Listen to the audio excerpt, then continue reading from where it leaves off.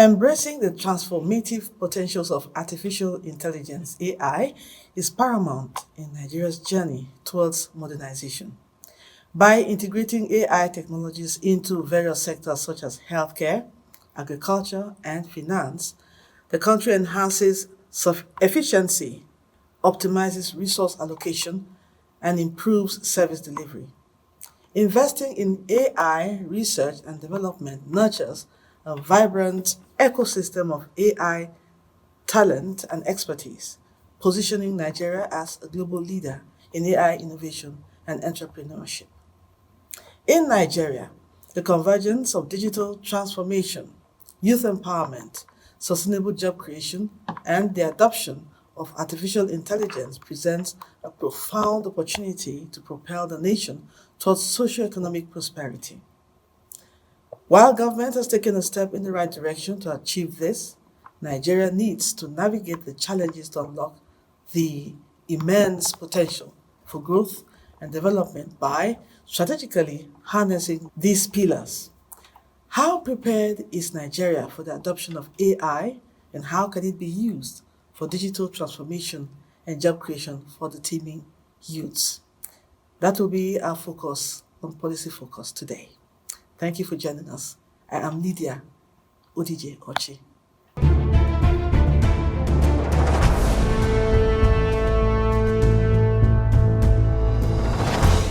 Welcome back.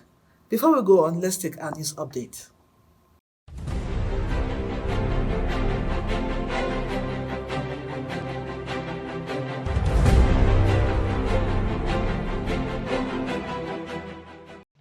Oil Palm Growers Association of Nigeria (OPGAN) calls for a collaboration on economic development with the National Institute for Policy and Strategic Studies (NIPSS) Kuru.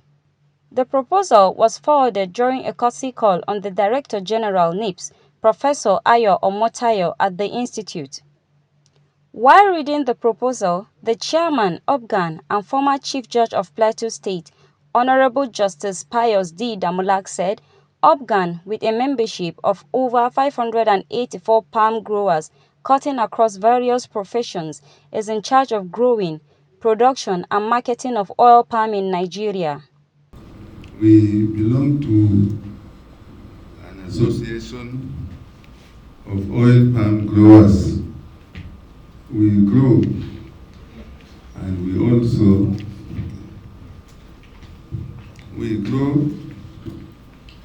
and we produce and we also market. That is the function of the organization. And it is our own belief that everybody is a farmer. As long as you eat, and what you eat, you have to know where it comes from.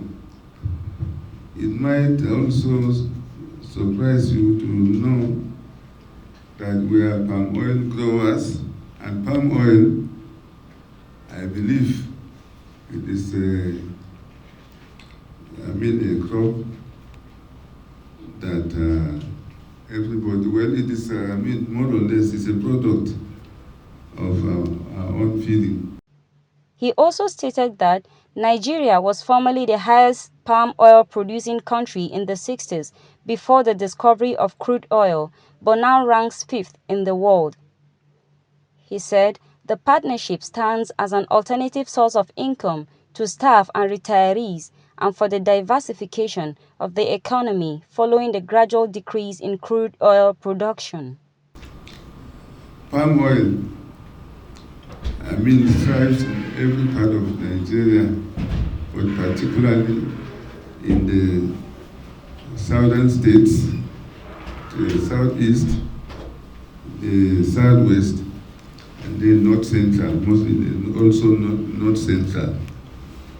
Well, then we have other states who also produce palms. Palm does not mean, oil palm alone. We have,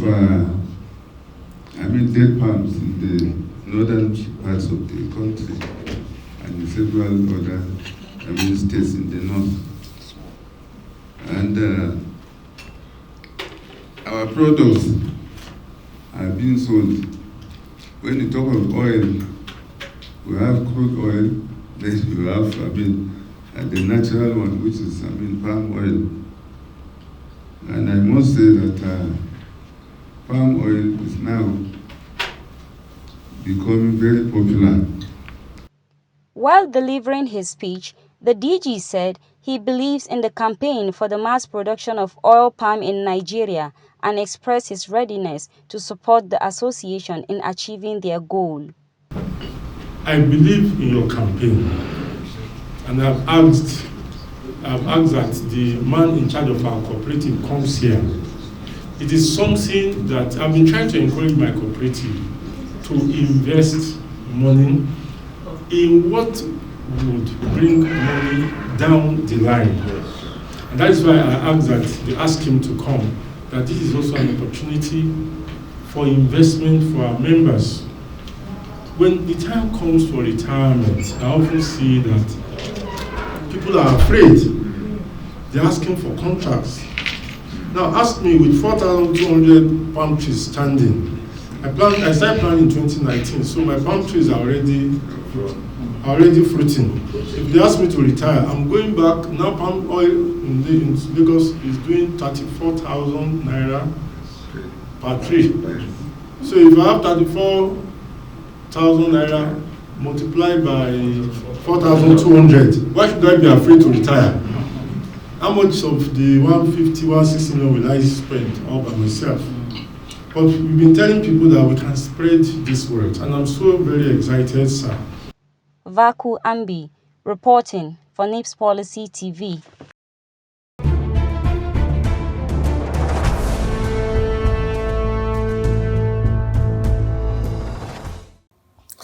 Thank you for staying. The adoption of the AI policy in Nigeria faces significant hurdles, primarily due to the lack of successful transition and the challenges encountered by the regulatory body responsible for overseeing this process. Despite the growing recognition of the importance of AI technology in various sectors, the Nigerian government has struggled to effectively implement comprehensive policies that promote the ethical and responsible use of AI.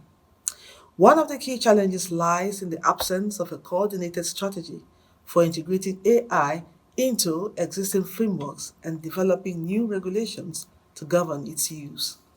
The regulatory body tasked with overseeing the transition into AI has been criticized for its slow response and limited capacity to address the complex issues surrounding AI technology. Today on Policy Focus, we have Professor Fatai Aremu, a professor of political science, policy researcher, and strategist. Keep watching. Keep watching. Keep watching NIPSS Policy TV.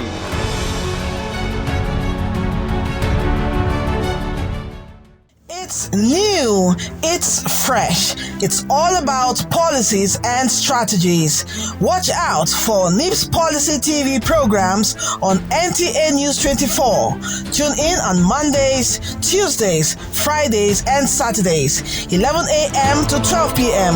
on DSTV channel 419, GoTV channel 26, Star Times channels 101 and 433, and Free TV channel 703. Miss this and miss out on policies that will affect you and our country. Join us.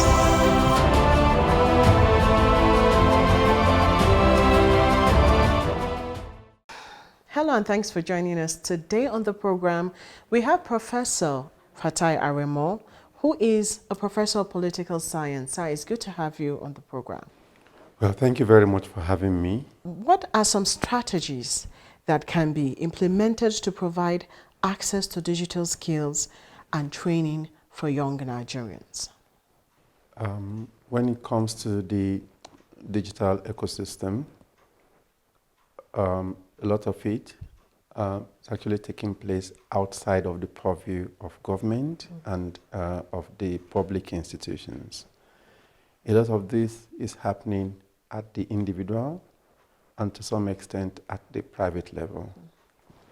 So what I can say is that young people, if there's any area where young people appear to have taken the bull by the horn, and taking their own matters in their own hand is in this area of digital skills.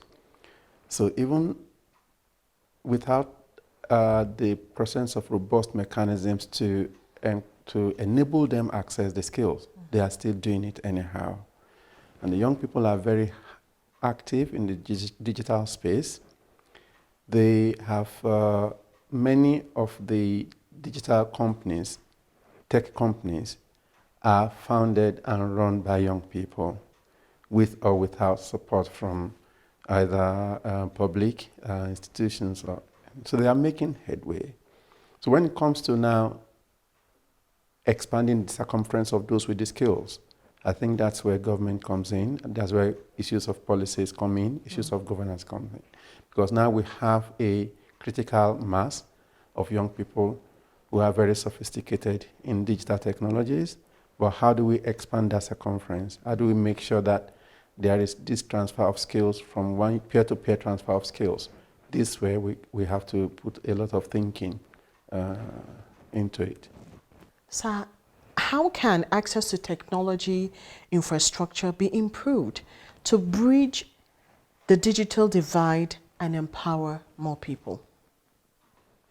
So one of the strategies would be to focus on the existing structures and institutions. That is our formal institutions of learning, from primary school to secondary school to tertiary institutions. Because these structures are already there, these institutions are already there, the personnel are already there. We just need to inject a little bit of resources, and the curriculum content and the skills to deliver can be transferred, and we can expand the number of people massively. So that's one layer. The second layer is to do a mapping of the various tech hubs that are out there. There are so many innovation hubs, tech hubs, young people trying to do small things, but most of these things are fragmented. What government needs to do is to look for ways of connecting the dots.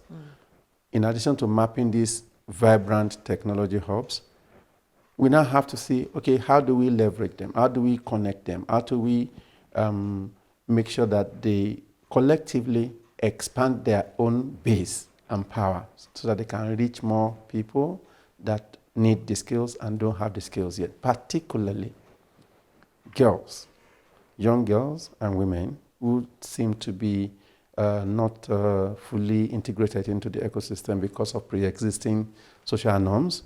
But then, since we already have these islands of successes in the tech hubs and the innovation hubs, we just need to then map them, identify them, capacitate them, resource them to enable them expand those who have the skills so that we can reach others, including in the rural areas. There's a general belief that artificial intelligence is for the Gen Zs. How can the older generation be carried along? So artificial intelligence is at the cutting edge of the digital technology, because it appears to have integrated all the pre-existing technologies and builds on a huge pool of data. So to assume that AI is mainly for Gen Z is to evade the issue, because AI is for everyone and nobody can escape the impact and the reach of artificial intelligence. So by that I mean we are getting into a situation where our health systems, our diagnostics, our prescriptions will be run by AI. We are getting into the system where learning in our various educational institutions will be driven largely by artificial intelligence. We are getting into a situation where our security system, the ability to predict the likelihood of occurrence of crime in specific places, will be run by artificial intelligence. There are so many, there is hardly agriculture. There is hardly any sphere that you can imagine that AI will not have its footprint on. What that means is that you can only run, you can't escape. So, and whatever you cannot escape from, you have to face it and address it. What I think is the gap presently is, one, limited understanding of what artificial intelligence actually means, its potential impact on everyone and anything, and the need to quickly accelerate our understanding of how it works and develop effective governance mechanisms to regulate how it is applied. So the longer we delay in this, the more challenges we'll face along the line. We have to get onto the train quickly, because the way it works is that artificial intelligence is going to harvest data from anywhere they can get it.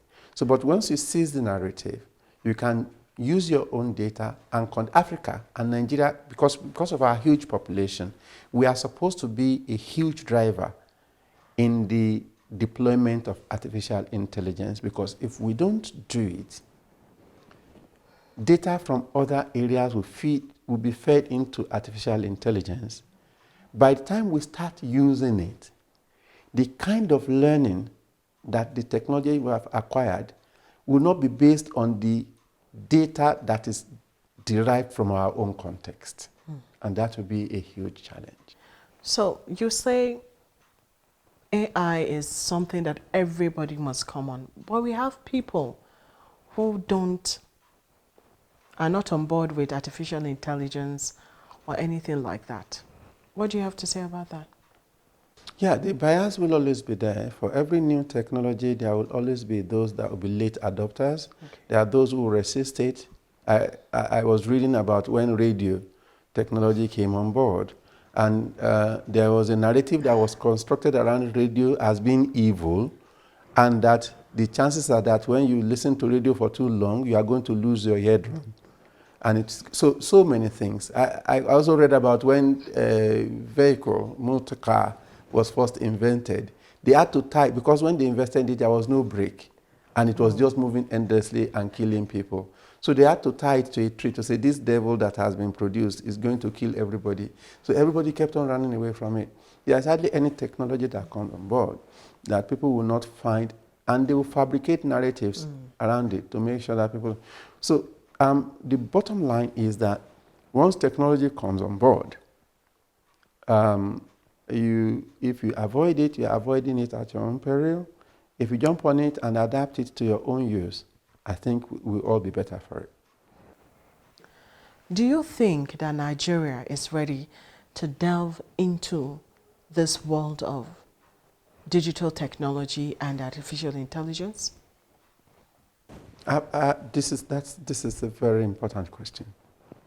And I want us to see it in two ways.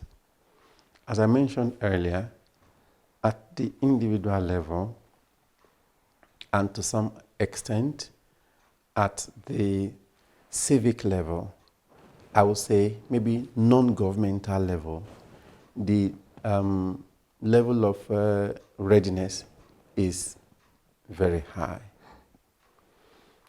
Individuals are really doing a lot of wonderful things. I've seen many technology companies and tech enthusiasts who have really gone far in the way they even deploy AI in their operations.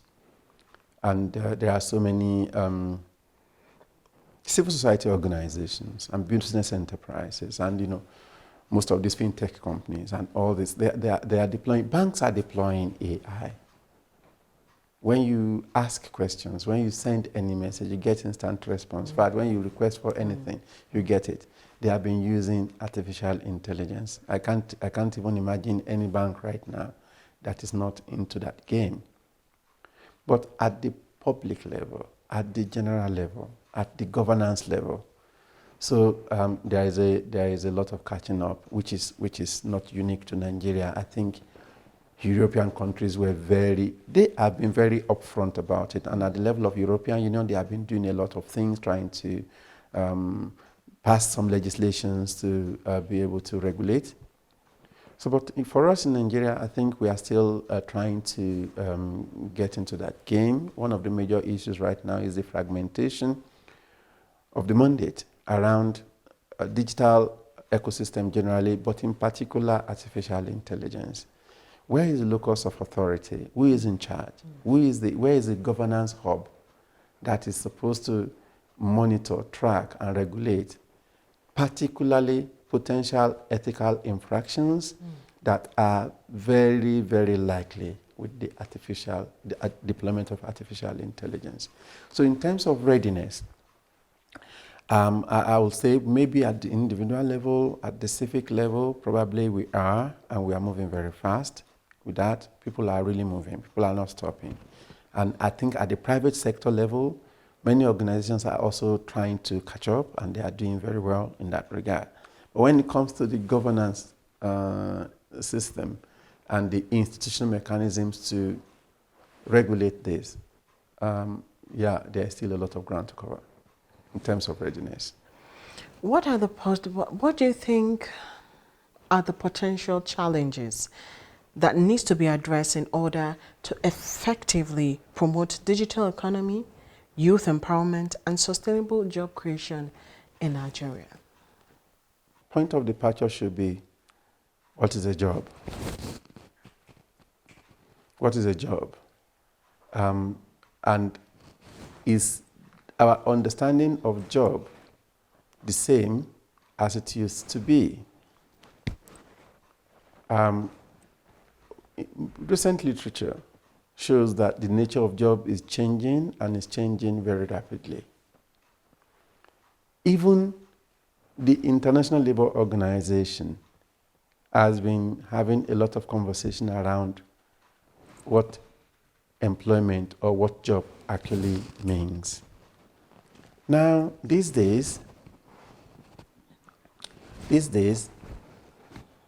I gave you an example of what actually happened in one estate where a group of young guys, tech guys, had an apartment, refurbished it using Mercedes car. They're just in their various apartments. Don't go anywhere. In the morning, they are playing music, wearing shorts, playing game, and all that. Drinking wine. The estate association, maybe members association, went to the police and invited the police to arrest them.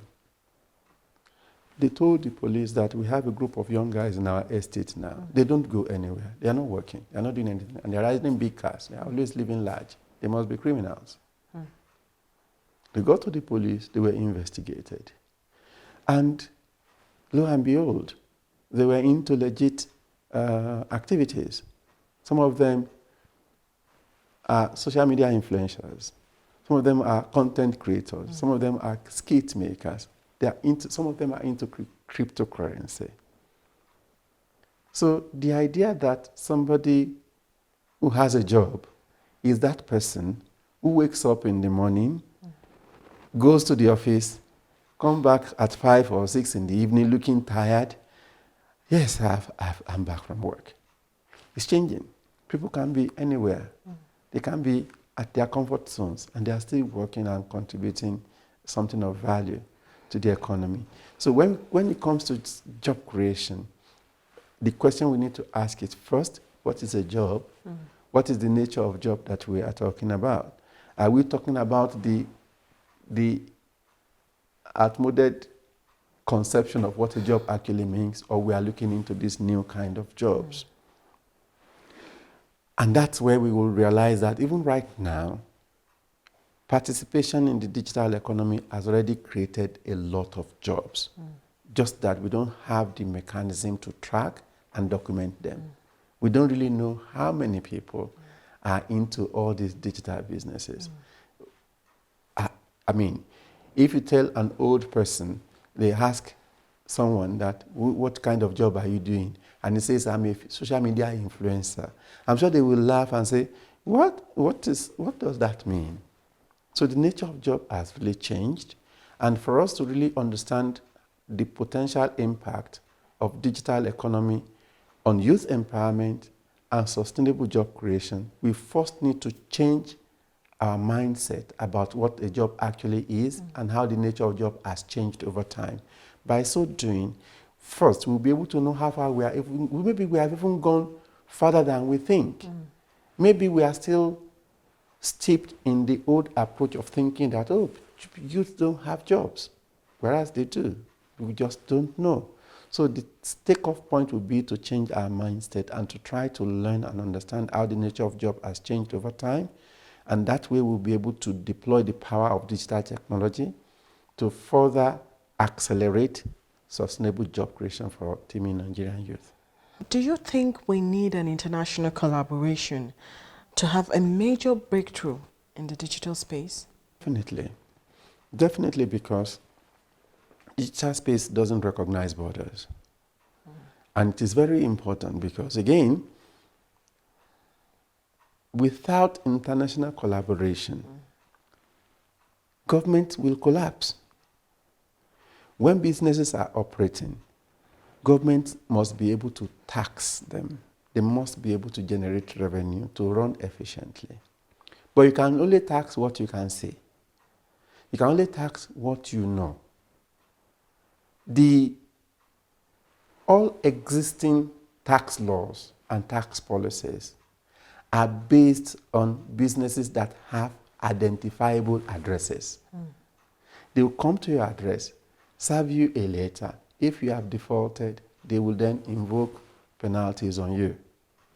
These businesses they can operate. A business may be operating in Nigeria and is located in India or is in Tanzania.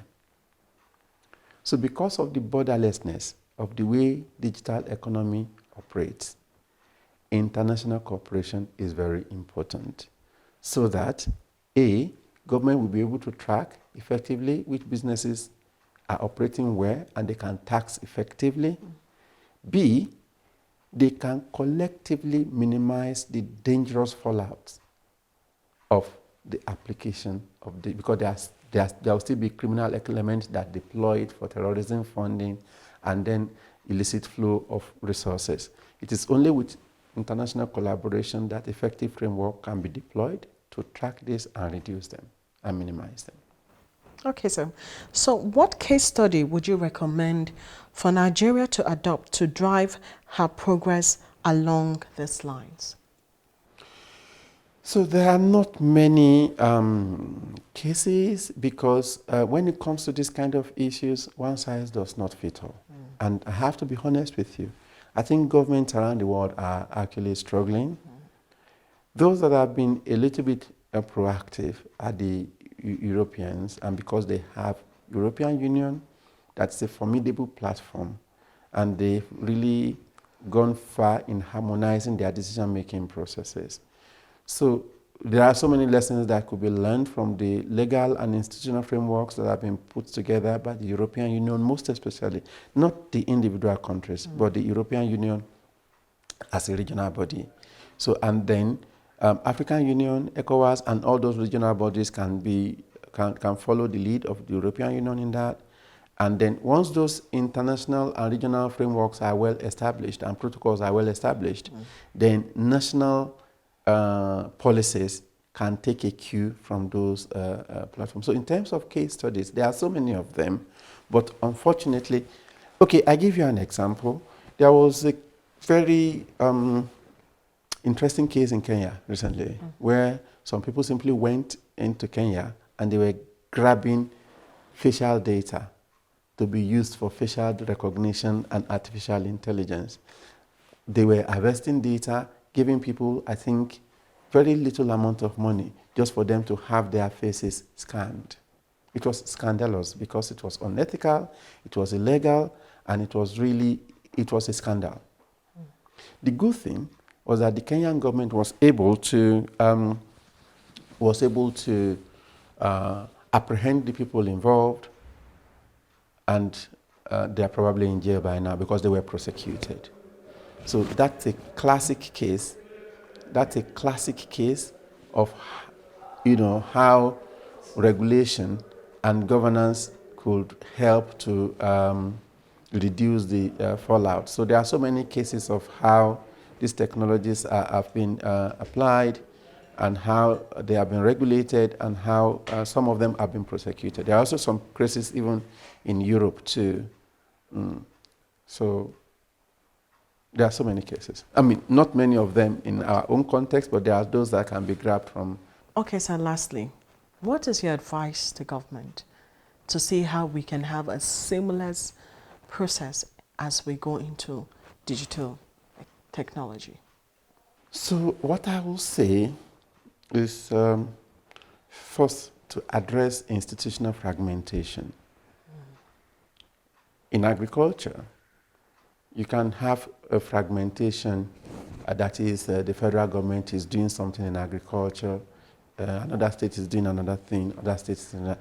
As long as you are adding to the pool of available food, you are contributing something. It doesn't matter. Of course, you can also do better with harmonization and synergy, but as long as you are adding something into the basket, it's fine. But when it comes to digital economy, fragmentation doesn't help because any problem in any part is going to affect all the parts. And as at this moment, we don't have a clearly demarcated institutional hub to govern digital space. The Ministry of Science, Technology and Innovation is mandated by Executive Order number 5 to take charge of anything that is related to digital space and all these other things related to that. But we have another Ministry of Communications and Digital Economy that is also in charge of digital economy. In addition to that, virtually all the ministries have digital component in their various ministries. And none of these are connected to each other. And when it comes to who calls the shot, as at this moment, it is not clear. So one major recommendation that needs to be addressed immediately is to address institutional fragmentation when it comes to the management of the digital space in Nigeria. It has to be addressed. And institutional rivalry must be avoided as quickly as possible. The second thing that needs to be done is it is the responsibility of government to level the playing ground, to ensure that digital technology and its affiliates do not accentuate pre-existing cleavages in the society between the haves and the have-not, between the rich and the poor, between the urban and the rural area, between girls and boys, women and men, between able-bodied people and the persons living with disability. Because government is the custodian of the national mandate, they have the helicopter view of how the ecosystem is operating. It is the responsibility of the government to make sure that no one is left behind when it comes to access to digital technology. Thank you, sir, for your time. We really appreciate. Thank you very much. My pleasure. This is the much we can take for now. Let's join the program for more. Stay with us.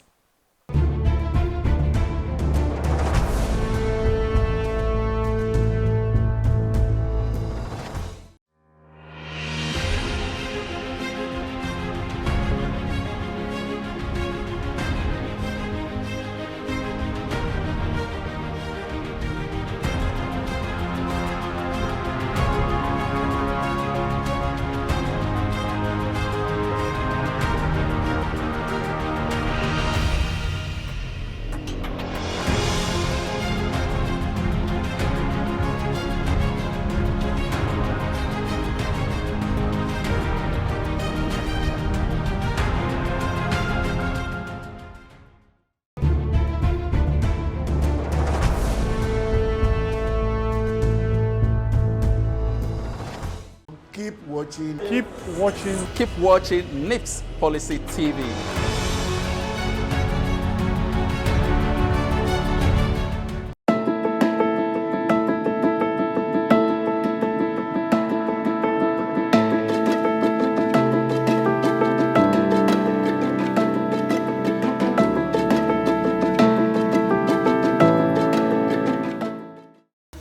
A lot of people have gone into AI. Whether the respective, institutions or companies have adopted it, I don't know. But whether we're ready or not, technology in this age, it's a technology age. If we don't embrace it, if we don't prepare ourselves for it, we will be left behind. And we know what it is when someone's left behind. To be honest, for me, AI as a tool, a work tool, has actually left, if you don't embrace it, that train has left the bus station. So I can't say, but I use AI very skeletally, but I know that you can use AI to predict default of loans. There's a course I'm going to take. You can use AI to predict sales. So you can use AI for surgery. Well, when it comes to job creation, it has been proven that artificial intelligence can be very useful in doing some of the jobs that humans do today. And so what government can do is to leverage on those proven areas where AI has shown better accuracy and capability. So government should leverage on those areas and deploy AI in those areas. But we must also understand that AI is not the ultimate solution to every issue when it comes to jobs to be done. So there should be a balance. That's what we always say, there should be a balance. So government should look at those areas where they can effectively deploy AI, especially in areas where using humans might not be as advantageous as using AI. So once that balance is obtained, I think that's what we should be looking at. Okay. Some people are of the opinion that AI, if employed, could cause job losses. Do you believe that? That's a fallacy. It's not true. It's not true. In fact, there are studies that have even shown that for one AI job that is created, there are about 3 to other 5 jobs that humans can do that exist. So I think that people should really be well informed about that. The fact that we are going to be able to deploy AI in certain areas does not necessarily threaten what humans can be. Of course, there'll be retraining. There are areas that AI will move into, and therefore you need to now move into other areas. But I think that we should be properly informed that AI necessarily does not mean that human jobs will become extinct overall. As it is today, artificial intelligence has come to stay. We are using it in different facets of human endeavor. Um, the government can actually leverage on it to create more employment. In that, we need to look at such areas where artificial intelligence will be much necessary in terms of productivity, so that it will be employed. And when that is done, I'm sure a lot of people will benefit from it by way of employment. Okay, let me ask. Are we as a nation ready for artificial intelligence? That is a very good question. The way things are, we are not ready. Nigeria is not yet ready. The workforce, especially within the public sector, is paper-based. And so when artificial intelligence comes, a lot of people, most people are not even computer literate. So being ready, I'm not sure we are ready. I don't think we are ready in Nigeria, because presently Nigeria is battling with so many issues, and the educational system is one of it. Of recent, I learned over the media, the non-academic staff are threatening to go on strike. And not to talk about the academic staff that have been, going to and fro with the federal government on payment of allowances and the rest. The level of educational system in Nigeria is deteriorating. We are not advancing. And so artificial intelligence is an advanced technology, which I believe if we must embrace it, then we need to sort out a lot of things as relating to our local education. I don't think Nigeria is ready for artificial intelligence. Yes, it's possible for us to be ready, but not certainly now.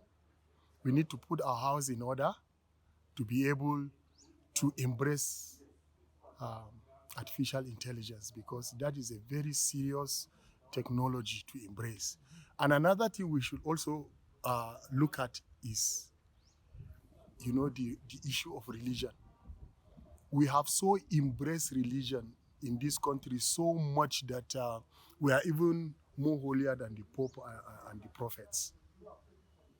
How many people, our Islamic and Christian clerics, are ready to accept artificial intelligence, where robots will administer drugs, where robots will do certain things and will take the place of humans? How many people will do that? I don't think we are ready. So all these things need to be put in place.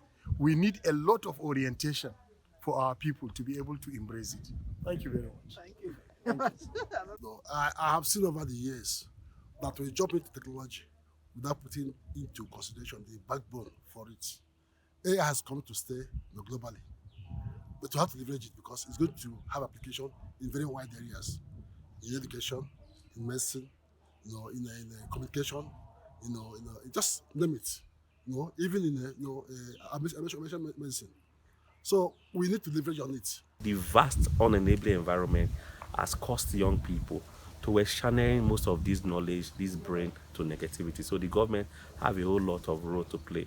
Mostly the National Orientation Agency, they have a whole lot of role to play to tell young people that you can leverage on this positively and not negatively. Okay. Now, do you think, or are you of the school of thought that believe that AI is for just the young folks? No, I'm not. We could still.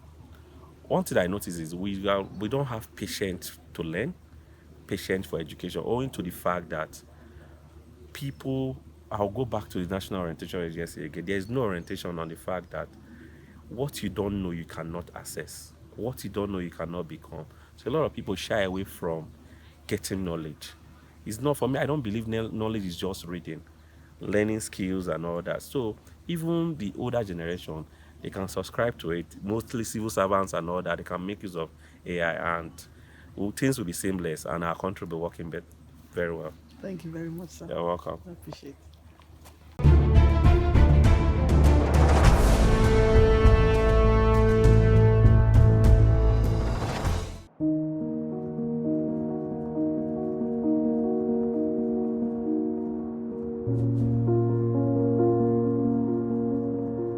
As a member of the National Institute, you are constantly supposed to be working, wherever you are placed, towards a better society.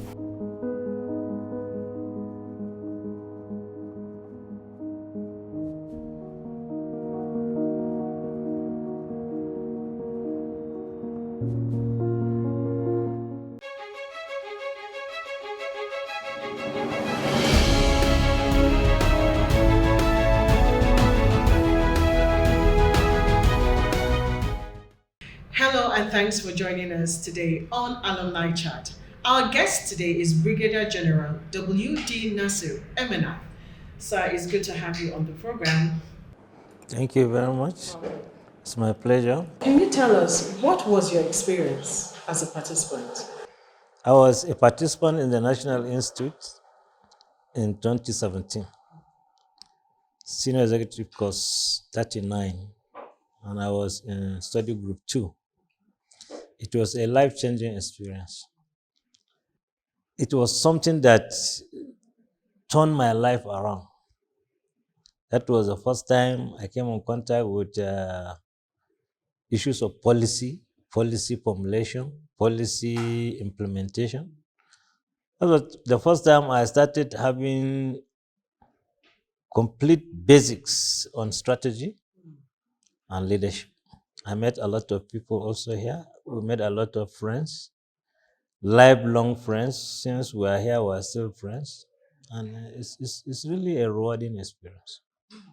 So can you tell us, how has that experience impacted in your person and in your career? Yes, as I always tell my participants, your opportunity to be in the National Institute is life-changing. If you come to the National Institute, you can never leave the National Institute the same person. You will learn a lot about governance. You will learn a lot about policy making. You will learn a lot about strategy and leadership, time management. You even learn how to manage group study, group research, group discussions, group excursions, group study tours. So it's a life-changing experience. Now you're here as a directing staff. Can you tell us what brought about that? How you came back as a directing staff? I finished my senior executive course in 2017. I went back to Army headquarters. That was where I was working before I came here in the office of Chief Army Staff. And in 2021, the military secretary posted me back to the institute as a directing staff. And when I came here, I came around in 1st of August 2021.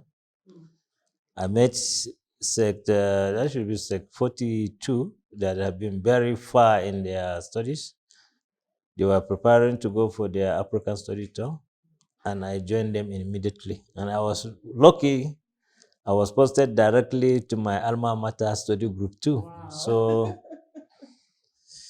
it is not difficult for me to quickly adjust because the directing staff that I took over from, I did not even meet him here, has already gone. So I immediately stepped in and we continue with the African study tour. And from there up to now, it has been very rewarding, very good. I would go a bit personal now. Can you tell us what's your philosophy of life? The life philosophy of an individual is not much different from his upbringing.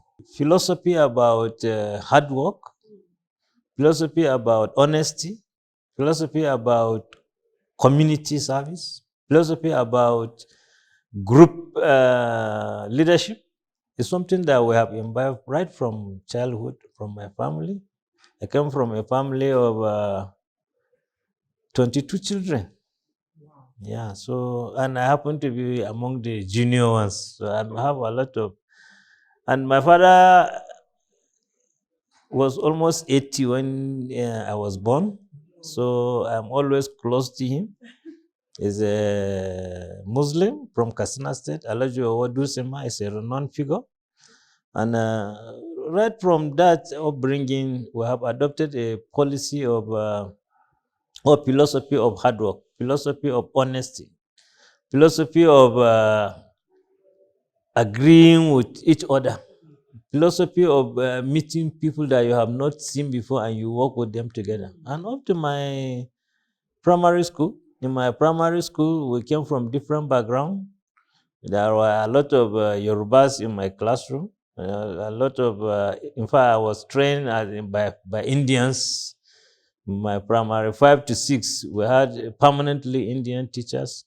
We have in my town there is a universal teachers UPE, Universal Primary Education Teachers College, where we had a lot of people from different background coming for teaching practices in our. So we embrace people that are not from our place, and that shape our philosophy, a philosophy of respecting people.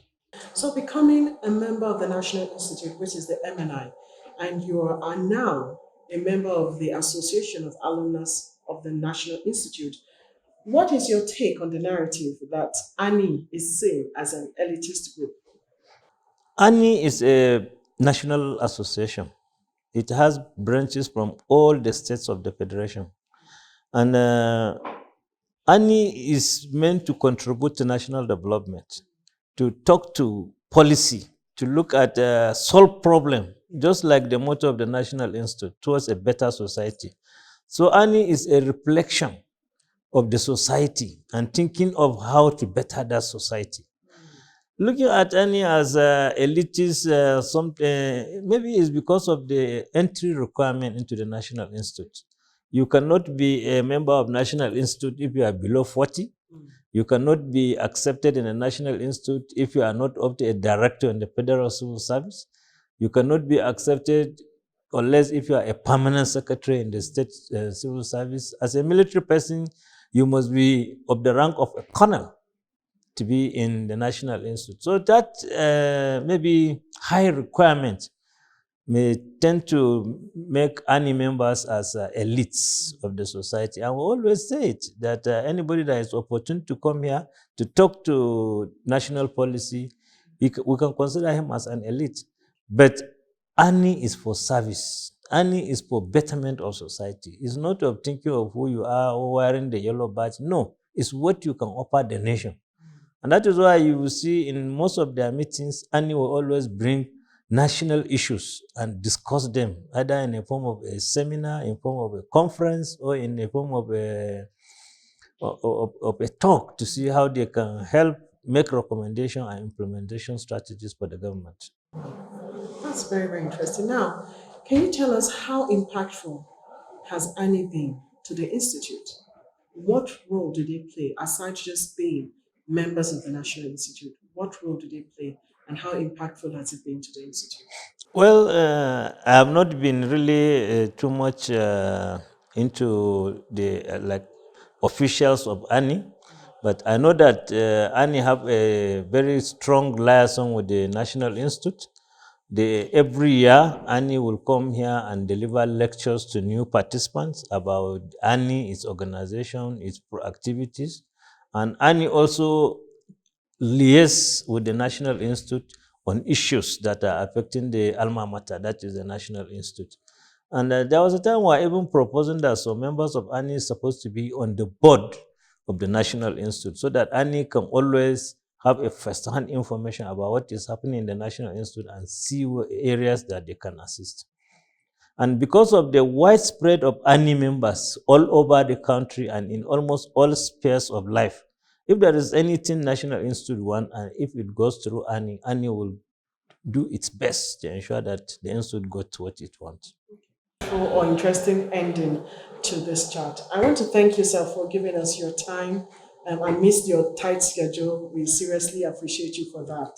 Thank you very much. So we have been talking to Brigadier General W.D. Nasir MNI, who is one of the director staff here at the National Institute for Policy and Strategic Studies. It's new, it's fresh, it's all about policies and strategies. Watch out for NIPSS Policy TV programs on NTA News 24. Tune in on Mondays, Tuesdays, Fridays, and Saturdays, 11 a.m. to 12 p.m. on DSTV Channel 419, GoTV Channel 26, Star Times Channels 101 and 433, and Free TV Channel 703. Miss this and miss out on policies that will affect you and our country. Join us.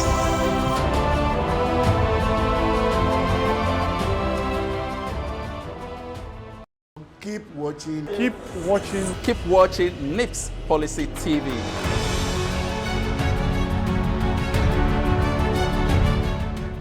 The lack of technical expertise and insufficient investment in AI research and development have further hindered Nigeria's progress in this area. Without a well-defined roadmap and adequate resources, the country risks falling behind in the global AI race and missing out on the potential benefits that AI can proffer or offer its economy and society. In order to address these challenges and ensure a successful transition to AI, Nigeria will need to prioritize the development of a robust regulatory framework, invest in education and training framework programs to build local AI talent, and foster partnerships with industry stakeholders and international organizations to leverage best practices and resources. Only by taking proactive measures to overcome these obstacles can Nigeria unlock the full potential of AI and position itself as a leading player in the global AI landscape. And that's it on Policy Focus today. We hope you've had a nice time. Thank you for joining us. I am Lydia Odidiochi. See you next time, and goodbye.